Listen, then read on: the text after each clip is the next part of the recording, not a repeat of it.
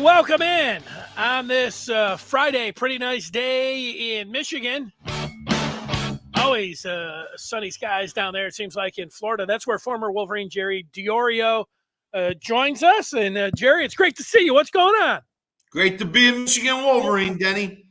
Well, down here in sunny Orlando, Florida. Moved from St. Pete to Orlando, so I'm just getting back from a Glick Field House where I was standing there in the end zone where they brought new Michigan defensive coordinator Wink Martindale in front of a podium to the assembled media, and Kirk Campbell right before that, Michigan's new offensive coordinator, also addressed the reporters that were there today. So that makes you feel like football is in the air, and practice officially starts on Monday, and the two coordinators spoke today. You know, Jerry is a longtime coach and then player. You know, you get the off season, just getting down there to the practice field and just stepping on the field.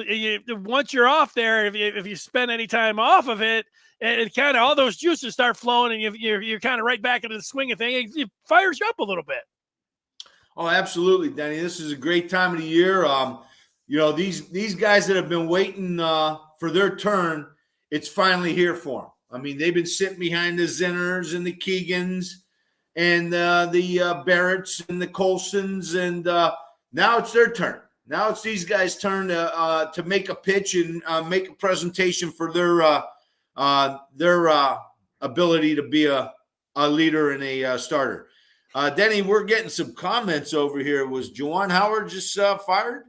Well, I have just checked, and I can say that is in fact true, that Ward Manuel has announced that a leadership change would be made in basketball with Juwan Howard not returning next season. So let's do this, Jerry. We are going to talk about spring practice in Michigan football. We are not going to talk about football.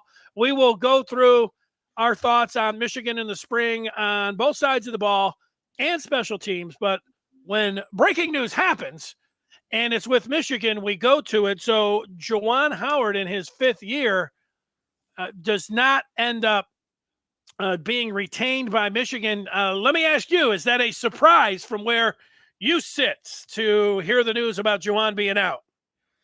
I could say it's a little bit of a surprise, Denny. I mean, I was, obviously this year was far than less than expected. I knew we were going to be a little down, but I didn't think we'd be this down. And I kind of would agree with Ward. I think we do need to go in a different direction in basketball. Under Coach Beeline, I thought our fundamentals, our technique, our system was so well in place. The kids that were recruited fit the system, and so many times we outplayed people that had better talent than us with John Beeline. And ever since Juwan's been there, it seemed like we've gone down a little bit every year, and this was not a very good year for Michigan basketball. Yeah, the first 2 years were so good for Howard, especially obviously that second year where they win the Big Ten. He ends up being coach of the year. He's got a mixture of John Beeline players that held over. He goes into the transfer portal and brings in two outstanding players in Mike Smith and Shondae Brown. Smith, starting point guard. Shondae Brown, if they named a sixth man of the year, he would have been it. I mean, he was remarkable. And just for one season, people say, wow, he's a Michigan man through and through. You loved him. And then on the recruiting front, that year they had Hunter Dickinson, who was a star player for them, all-American type player. And then the year before, it was an international player, which was Franz Wagner. We know he had a connection with his brother. But you have to have all of these things going on. Can you recruit foreign players? What about the transfer portal? And then what about recruit? All of those things they hit on, and they almost made the Final Four. They came a whisker away against UCLA. But, the following year, They went right down to the wire. They ended up getting in. They made the Sweet 16, so that was good in his third year. But last year was they fell off a cliff. Yeah. It was a terrible season, and then this year, the record speaks for itself. It was the worst year ever for Michigan hoops, and you have a hard time surviving that. I know there were some people who thought it was a little cold because Howard had the heart condition and that he had missed the summer with his team, and then heading into the fall, he wasn't there on the bench. But I tried to say, look, basketball and football, it's a big. It's Michigan, and all of that, and he was a Michigan man, and people, and he loved the university, so there is that side to it. But it's a big business, and the part it is ruthless, but. If it was last year, I thought that would have been premature. He had this year, and even though he wasn't 100%, this gets into the spot where things might not be so fair overall when you're talking about everything that went through it. But these guys also are really well compensated for this kind of spotlight and the position that they're in. Juwan Howard wins more games, and they might be talking about one day naming the court after him, and the riches would follow. And he knows that as much as anybody else. So I thought that this had to be done. I'm glad that Ward Manuel did make this decision about Juwan Howard being out, and now Michigan moves on. I wish him well. I hope he lands on his feet. He was a great player for Michigan, and I enjoyed watching the Fab Five and those 3 years that he was there. Great player, and the first 3 years of his coaching career here at Michigan were very good. So, but these last 2 years, and there's some other instances that I think really hurt him, and I'm with you. I think it was the right move. It's unfortunate that we had to let go a former University of Michigan star, but I think it's time to move on. Yes, absolutely. Yeah, and you wish Juwan Howard well. Right off the bat, I'm going to throw some names, Jerry, when I'm done. Anybody that's on the feedback, you're welcome to put a name down. I'll give you some. This is not something that is a big surprise, so people have been thinking about coaches, and the first one, and I don't, I was going to say, people don't laugh or think that, hey, you're stupid for bringing up these names.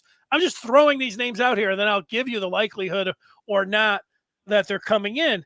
Jay Wright left Villanova, winning championships, and now he's comfortable doing his job at CBS. Ward Manuel places the call, even though you feel like there's zero chance of getting him. He's out there. He's still relatively young. He's one of the top coaches in the game, calling him up and saying, hey, we'll make you the highest paid coach in college basketball.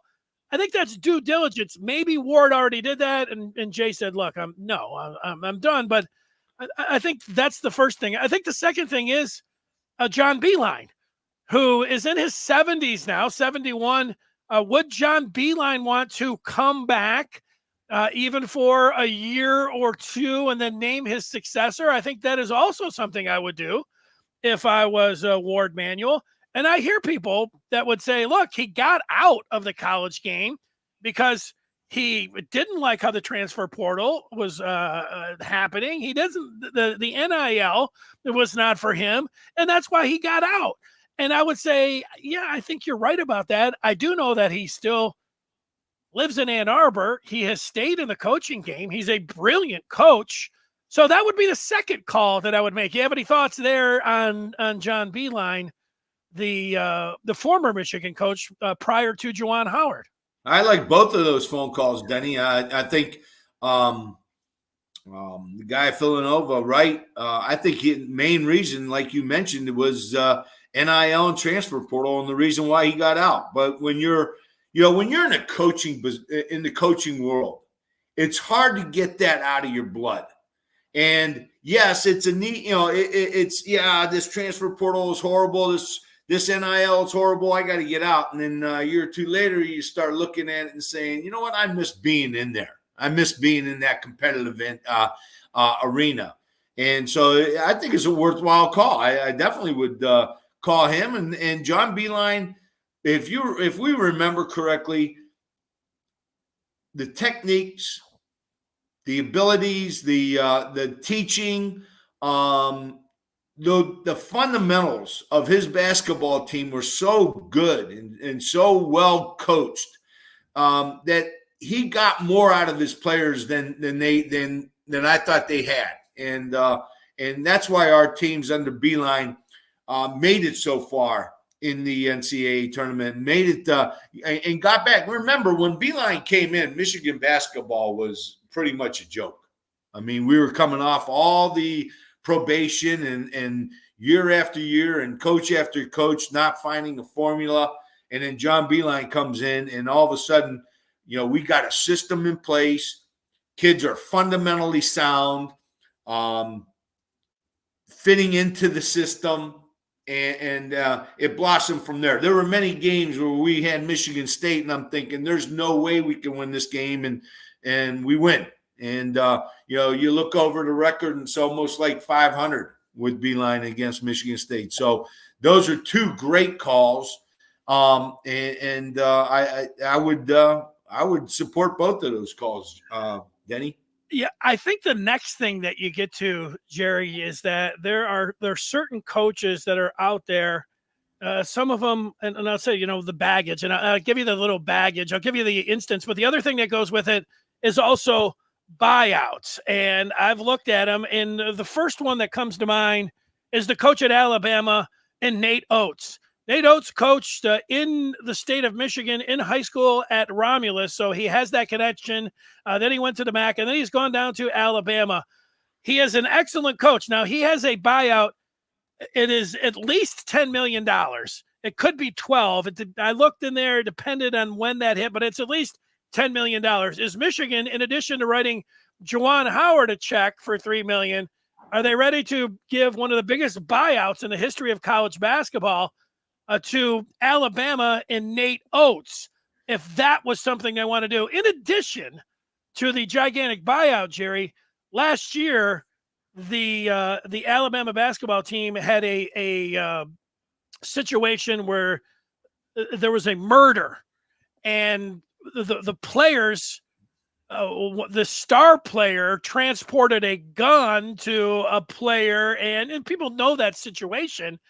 The Miller situation, who is now Brandon Miller, was drafted, and he is playing with the Charlotte Hornets.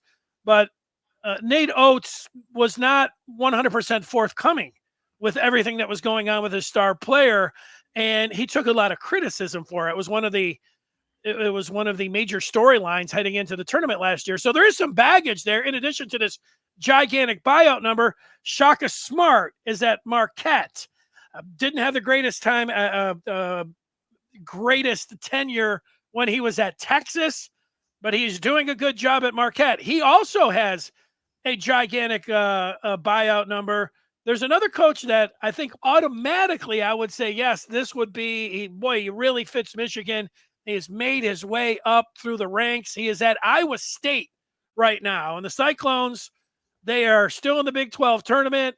They have beat Houston this year. They've had success. The TJ Otzenberger, he also has a gigantic buyout. So paying that amount of money, so you say, yeah, Otzenberger would be somebody I would want. But what about putting, is realistic or not, Smart, Oates, Otzenberger, these kind of coaches, Jerry? What's your feeling when I throw all of those different scenarios out to you? Well, I like I said, I liked your first two calls with calling some of the old guys and bringing them in and seeing what their interest is. I think it's not a bad idea to look at some of the upstart programs, and I'm not talking about the Iowa States or the Alabamas, but somebody in a MAC school or off of the some of these other conferences that are making a name, getting the experience, that has a system in place. I think what you really want to look for in a coach at this point in time is somebody who's going to come in, have a system, knows what he wants to recruit for that system, and his teams are fundamentally sound. If we remember John Beeline's teams, and I think this is the biggest problem that Juwan Howard's teams had, and it was the turnover margin. Beeline's teams did not turn the ball over, and turnovers in any sport are crucial. Teams that win the turnover battle win ball games. It's that simple. It means more possessions for your team to score. That's what the turnover battle means. And when I looked at John Beeline's team, it was remarkable, some of the statistics on the turnovers that his teams were doing, both offensively and defensively. The way they protected the ball on offense, the way they took the ball away on defense. And I think that's what you want to look for. The fundamentals, the discipline of that program that this guy is coaching at currently. I don't think we necessarily need to go out and buy out somebody for $10 million that's proven somewhere else.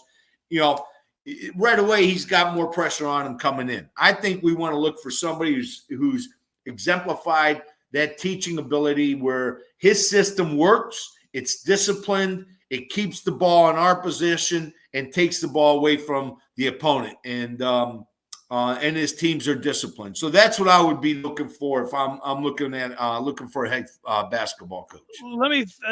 Let me throw then three coaches your way. One is right in the Big Ten. He coaches at Northwestern, Chris Collins. Now, absolutely. what Collins has done at Northwestern, we know the kind of situation that they are in with transfers and academics. Michigan has, I don't know, somebody says Michigan is not as tough to get into. Look, I'm talking about transferring in. Michigan has admissions that it's difficult to get transfer players and transfer credits into Michigan. Collins has dealt with things like that at Northwestern. To me, he would be a fine choice. Obviously, his dad was an excellent NBA coach and player. Chris, Duke, and then Northwestern. I know a lot of people hate Duke, but you could do worse than Collins. You mentioned going to the group of five or the lower tier, and the Missouri Valley in the championship game this year. It was Drake and Indiana State.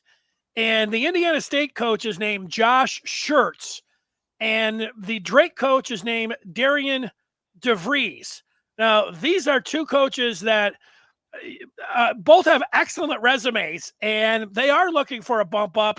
Looking at these guys, it's also one of those things where you're taking a look at and you're saying, hey, we're going down into the minors or level below, and we're bringing somebody up.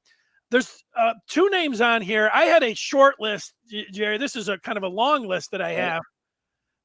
This was from months ago. I don't have Otzenberger from Iowa State, who would now be in my top three, but Lamont Paris at South Carolina, he was just given a gigantic raise and has an extension at South Carolina. So I believe he's going to be out of the picture.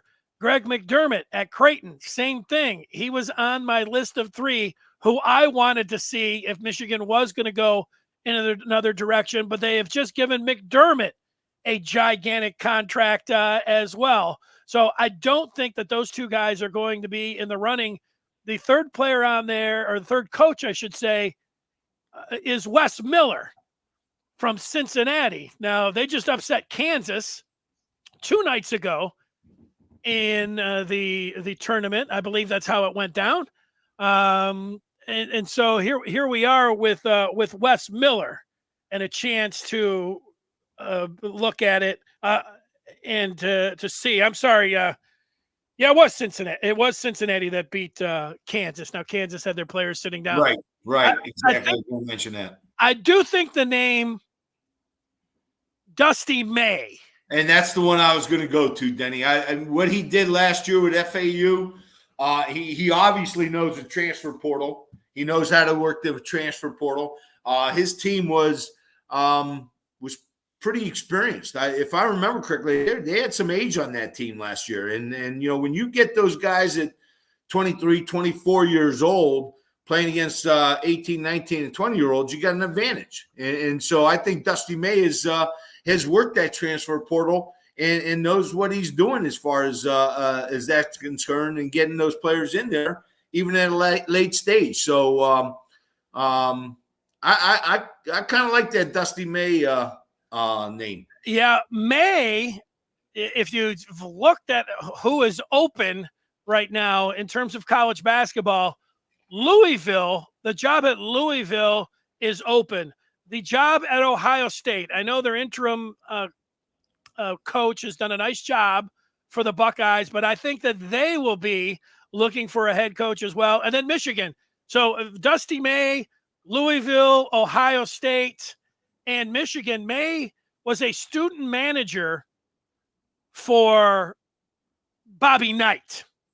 That's how he started out. The Hoosier fans, they're all screaming about Mike Woodson, who they are bringing back and who actually won last night, and they're still alive in the Big Ten tournament. But they all want Dusty May. So if you're looking for a big name besides the guys with the gigantic buyout and everything else, Dusty May's team followed up last year's Final Four appearance, and this year with a record of 24-7. They're an outstanding team. They look good. He is a hot name. So May, I would also put in the mix. Wes Miller, somebody that I like there. May, Wes Miller, and I would also say the coach at Iowa State, Otzenberger. And then if I'm going beyond three, I then go to the Missouri Valley coaches in Schertz and DeVries at Indiana State and Drake, respectively. I'm going to ask you this question, and I don't know if you know the answer. I don't think you do. But if you're the athletic director and you're Ward Manuel, you have thought about this day for some time now. You could say for a couple months, you could say but it's been at least a couple weeks. So he will have an idea behind the scenes on some of these coaches and whether or not he is going to have a shot with them. Would you agree that Ward behind the scenes has been maneuvering and that he will likely already have, his list and some pretty good idea about who he can land? No doubt about it, Denny. This was not an easy decision for Ward Manuel. I guarantee it was not an easy decision for Ward Manuel. There's a lot of things that went into this decision. I mean, he's been working on this for I would bet at least a month. On, first of all, I've got to dismiss a great former basketball player at the University of Michigan, and a coach that had some success, and a coach who had a health issue this year. So that is part of it. And then who am I going to get to replace him? No, this was a decision that does not go over easy for anybody. When you're making a change like this is not an easy decision. And I guarantee you, he's been working on this for a while. Here's a couple other factors, and we are going to talk some football. Mark wants to get into some hockey, which I'll give you a note on coming up, Mark. I'll try not to forget about that. So the news about Juwan Howard, it just came down at the top of the hour, being out as the Michigan coach. And so now we are talking about the possibilities of replacements. Just like football this year, Jerry, if Jim Harbaugh stayed around, he was going to have a new quarterback. And he was also going to have to replace 10 starters on offense, and he was going to face the toughest schedule in the country. Whoever the next Michigan basketball coach is going to be faced with this admissions situation, with having a difficult time getting top transfers in.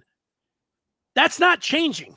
Michigan is not Santa Ono, the Regents, the Michigan alums, by and large, do not want to change the admissions and open the floodgates where the transfer credits can get in. Now, you might not like that as a basketball fan, Jerry. You as an alum, you may like that, having those academic standards. But that is the number one thing. The second thing is, and it was just put up here on the feedback by Dave. He says you can bring in Pat Riley, but without name, image, and likeness, it doesn't, I think he was going to say, really matter.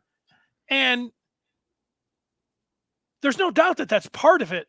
The next coach that comes in, and this is what Sharon Moore is going to have to go through, You have to be as much as a politician. What are they doing on the phones? They're getting the people ready. They're trying to get money. They're raising money. Whoever this next basketball coach is, he needs to get on that phone, smile and dial, and start talking about, we need to fill up the coffers because we need to be going after players. And it's tough to get foreign players in because of the tests and things that have to go through. It's also, we just mentioned about the admission. So the high school players, and they are a big piece of it, is they want money. So, we can run away from it and say, no, we just want guys that want to play for a degree, so whatever you want to say. So there's a lot to that, Jerry. Admissions and then raising money for NIL for this next coach as well. Take a swing at that one. Well, Denny, that's one great thing about the podcast. We get thrown things as things are happening live. So you got to be kind of sharp on your feet. Missions at Michigan, getting in, I think recruiting out of high school is a little bit easier than bringing transfers in as far as the academic standards for Michigan. I mean, you've got to come from a pretty good school, and you've got to have some credentials to get into the University of Michigan if you're transferring in. So yes, that is a huge impact or a piece of the puzzle that you have to solve. Denny, when I was being recruited, one of the things I looked at, and that was eons ago versus today and how things have changed. Now I would definitely be looking at money. But the other thing I want to look at as a recruit is, what's my competition at this team, at this school? How many offensive guards do they have? How many offensive guards do I have to beat out to get on the field? And when am I going to get on the field? So looking at the roster is also part of the puzzle there, Denny. And I think the next Michigan coach can be very successful bringing high school kids into the school, because I think it would be a little bit easier bringing those type of players in. Nice thoughts. So the news just happened 27 minutes ago. We find out Juwan Howard is officially out as Michigan basketball coach. I'd say, everybody's going to have their names, but to me, Wes Miller at Cincinnati, TJ Otzenberger at Iowa State. Those are the two guys that are going to be at the top of the list for me. And this is after going through, the different list of players. Collins would also be if I had a top three. And then after that, if I'm going deeper, Indiana State's coach and Drake's coach, I would definitely be taking a look at. So there's five for you. Otzenberger, Wes Miller, Chris Collins would be my top three.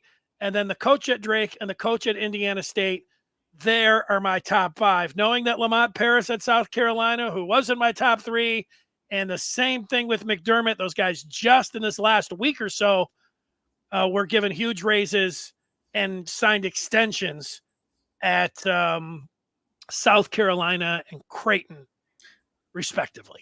Let's not forget one thing, though, Denny. May down at FAU. Oh, yeah, there you go. May down at FAU has an understanding of the type of academics that Michigan is expecting from its student athletes, being at Indiana. So he knows that environment and what the parameters are. So I'm you're Dusty May. That's all right. I like it. You're learning from the General Robert Montgomery Knight. That's a pretty good start on your resume.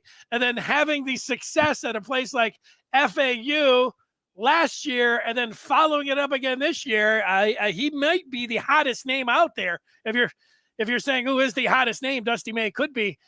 Would you rather go to, I don't know, Jerry, I'm going to ask you, you're not going to say Ohio State, but I'm going to put Ohio State in there.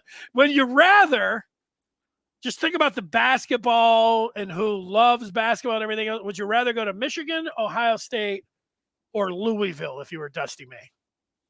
If I'm Dusty May, would I rather go to Michigan, Ohio State, or Louisville? Well, you know what my answer is going to be, Denny, because I'm biased as hell and smart as hell at times. So my number one place would be Michigan. But if I got Ohio State or Louisville to go to, I think my place is Louisville. Yeah. They've got the tradition. They've got the basketball tradition. The school has become more of a football program, more of a football school. However, Louisville is basketball. I mean, I grew up with the Skywalkers from Denny Crum's teams and all those guys. Never nervous Purvis. What was the one? What was the one Sky? Moncrief, was that who was there? No. I think Moncrief was there, Arkansas, wasn't he? Yes, he was. But gosh darn it, who was the one guy that? Never nervous Purvis. Ellison took the Cardinals and Denny Crum, I think, to their last national. Maybe that was it. Yep. Purvis Ellison. Yep, maybe that was. But I thought it was somebody before him. But Louisville would be the basketball program. If you don't want to go to a school where you're not competing with the football program, because that's what basketball coaches are going to do. They're going to look, am I competing with the football program? Right. And one of the reasons, if I remember correctly, Orr left Michigan to go to Iowa State. And so Darrell Griffin, that was the name, right? There you go, Freed. Nice job, Reed. Right, there you go, Reed. But that would be one thing I would be looking for as a coach. Am I going to have to compete with my football program for identity? And so that would be another thing I would consider if I'm a coach. Good stuff. I have to send a text right here, right quick. So give me 1 second. I can talk and text at the same time. It is not loading. All right, there it is. Sorry about that. There it is. Give it another try. I've got something that, trying to transfer over, and these coaches from down at the press conference today, I knew when I was down there, Jerry, I said, maybe they should just run, something over there at Michigan with basketball. We're already all down here for football. Why not just have something for basketball? But they didn't want to do that. When Steve Fisher would go back in the day, I can recall being at that press conference right there. They did it at it was kind of off campus, but close enough where it was right there over by Chrysler. I forget what that building is called, but that's, I guess they're going to have a news conference over there, but that's it. All right. The final thoughts on basketball. There they are. Juwan Howard out. We have a list of names. Good luck, John. Thank him for the time there. First 2 years, fabulous. Kind of the way it goes in the big business of college basketball, and the excitement now of who Michigan will get. We'll see how that goes. So good job with that.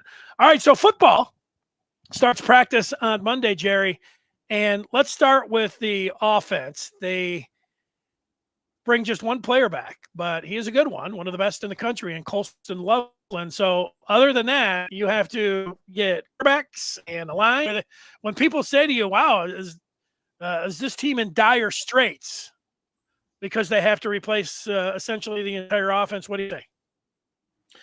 Well, first of all, I would put Donovan Edwards in that realm of coming back. I think Donovan is been on the field plenty of times in key situations, made huge plays for Michigan.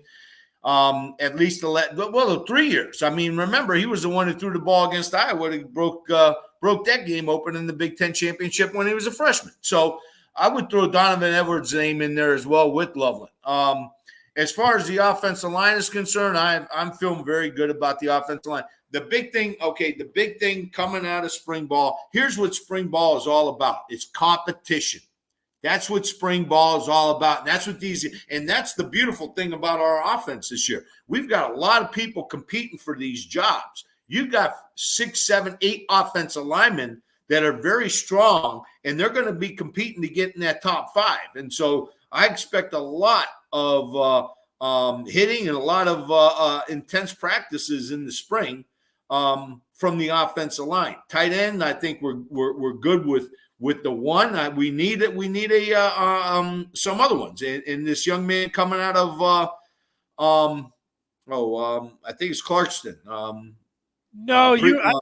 I know Prescore. You like him. Prescore. I like him. I like him a lot. He's a big target. Reminds you a lot of Loveland. And I would not be surprised if he comes in and is able to block a little bit right off the bat. I do think we do need to. Klein has got great hands. He's got great skills. I'm a little bit concerned with his blocking ability. I would like to see a little bit more depth at the tight end position. I'd like to see some people working in there a little bit more tight end. Receiver, I think we're going to be fine. You got more coming back. You've got the youngster. What the heck is his? Why am I forgetting Morgan?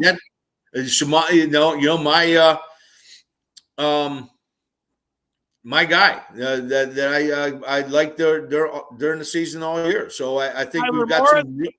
Shamaj Morgan, or I think we've got some real talent in the wide receiver position. I think there's going to be a solid competition at quarterback, and I think we're going to come out with a solid quarterback. Whoever wins that position is going to have to beat out 2 sound backups and is going to have to prove themselves. And so even though we got Texas early, and that's a tough one, that's going to be a tough one for a new quarterback. I like our quarterback situation. I think we've got our quarterback on our roster right now. I think Michigan's quarterback for 2024 is on the roster. And you can look to Daniels, the new one coming in from out east, and the 3 we have. That's solid competition. If you win that job with those 4 competing, I think you've done some.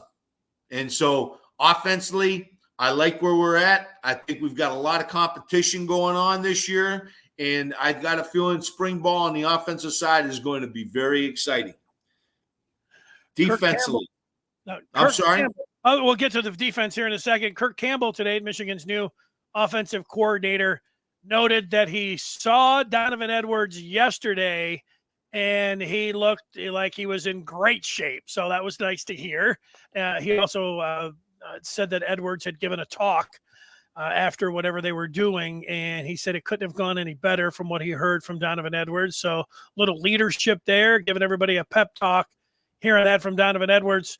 Also with the quarterbacks, when they start on Monday, of course the offensive coordinator was going to be asked about the pecking order and all of that, and he said they're not drawing straws or anything about going first. They'll go alphabetical about how they're going to line them up to get the first rep in the first day on Monday. So that would be Jaden Davis just getting the first reps in front of Jaden Denegal with the D's. But then after that, we are to Orgy, Tuttle, and that's Warren. Warren will be the last with that W, and then they'll evaluate the tape and they'll go there.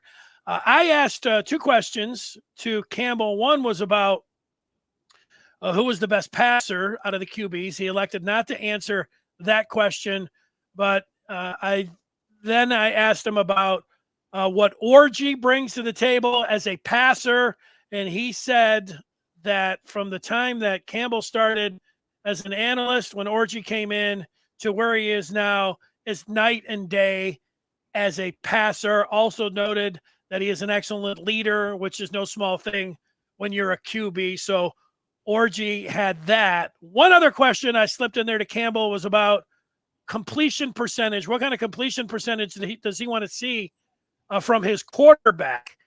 And he said the number 67%, which I thought was an interesting number to pull out, that's what they were looking for, the goal for whoever is going to be the quarterback for Michigan. So 2 other points Miles Hinton, who did get a start at left tackle and then played right tackle, sounds like he's going in as left tackle to spring.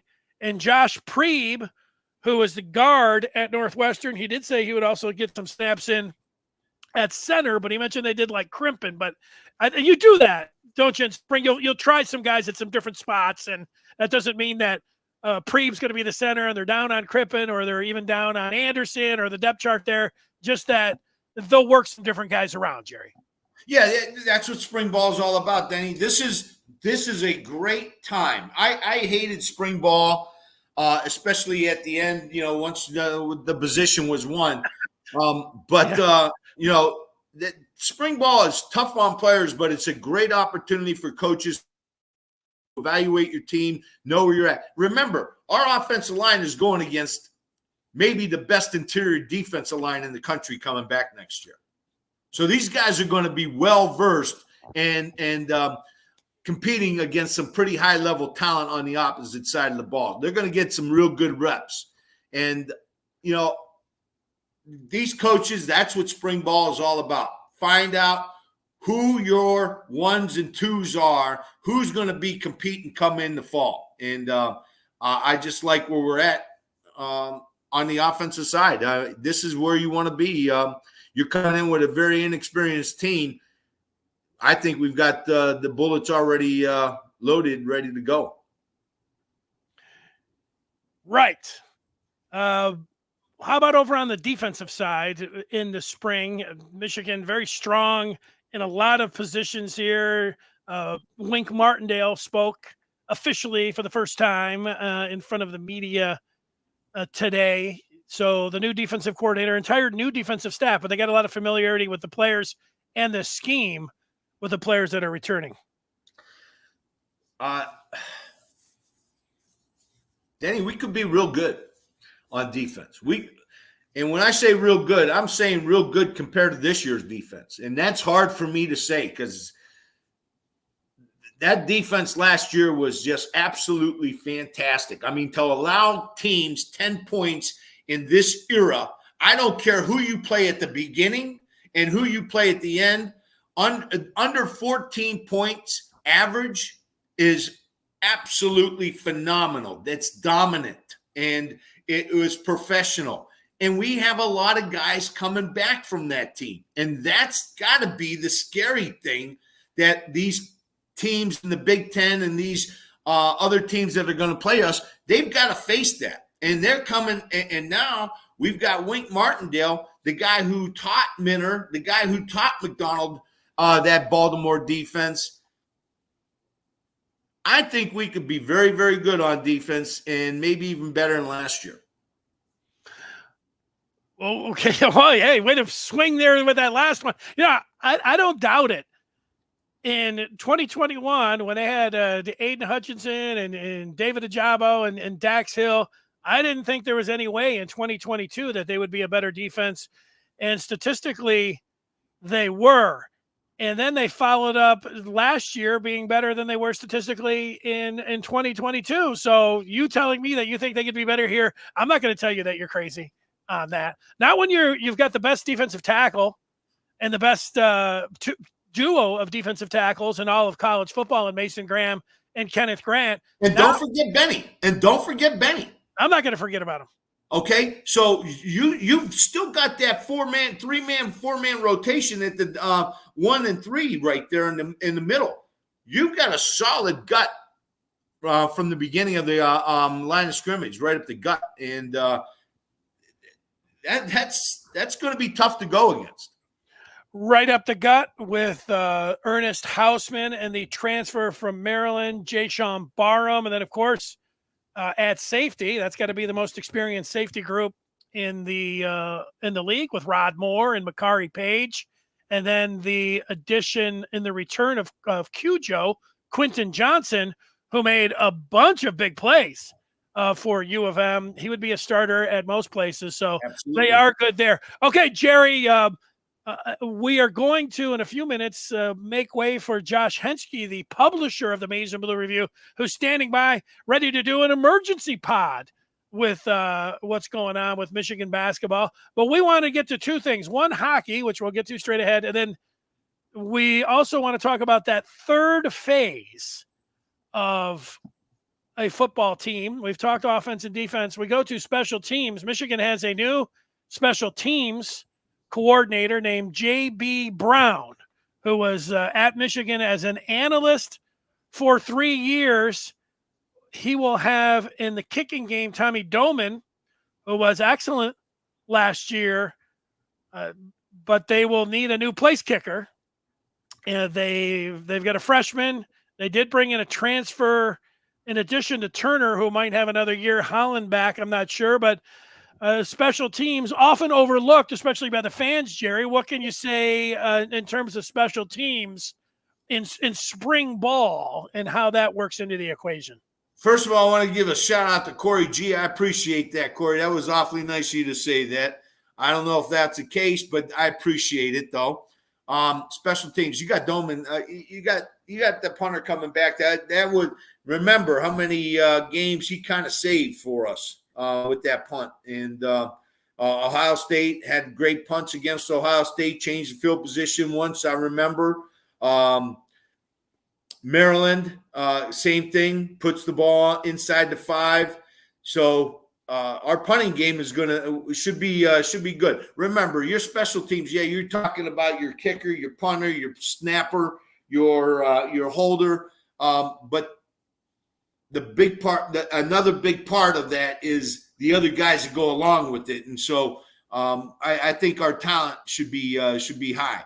One thing I will say about our special teams, I want to see Shamaj Morgan be able to catch the ball more effectively on the punt return because he could be a dynamic weapon in that punt return. He could be outstanding. And that's one thing I would like to come out of spring ball and see, that we've got somebody back there that can be a weapon. Well, what a great point. Samaj Morgan, I want to say he busted on the scene of the Big Ten championship game, but he did have an 87-yard punt return, and that was the first one that he had returned all year long. So everybody opened their eyes there. But then in the Rose Bowl, he muffed that one. So, he did great and then, not so great. So, he has the ability, but he's just a true freshman that you put in there as well. So some great experience, there. So I'm with you on Samaj Morgan. Great job, Jerry. The Michigan hockey team is in the Big Ten tournament. They swept Notre Dame last week, and now they are off to Minnesota to play the Gophers. The Gophers are the 3 seed, so they have the home ice. Michigan's the 4 seed.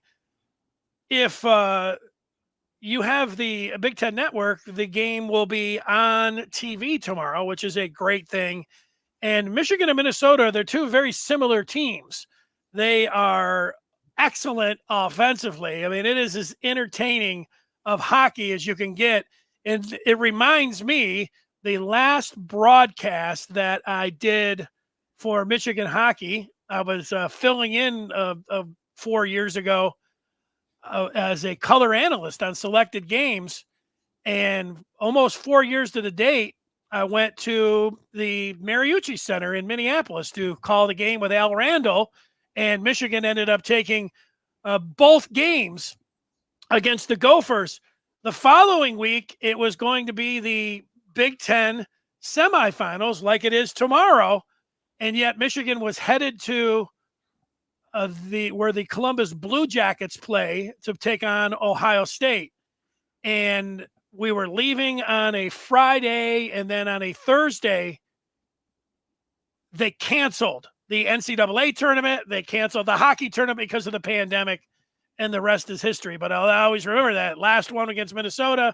And then, of course, I was on my way to Ohio State, and then they canceled the whole thing, and we never got to see them and how that was going to go. So that happened, but it'll be a very entertaining hockey. And, Michigan, if they were able to win this one and then, obviously get to the championship game, that would be great. And then you're talking about getting into the Frozen Four tournament the following week. So it's that time of year in basketball and in hockey.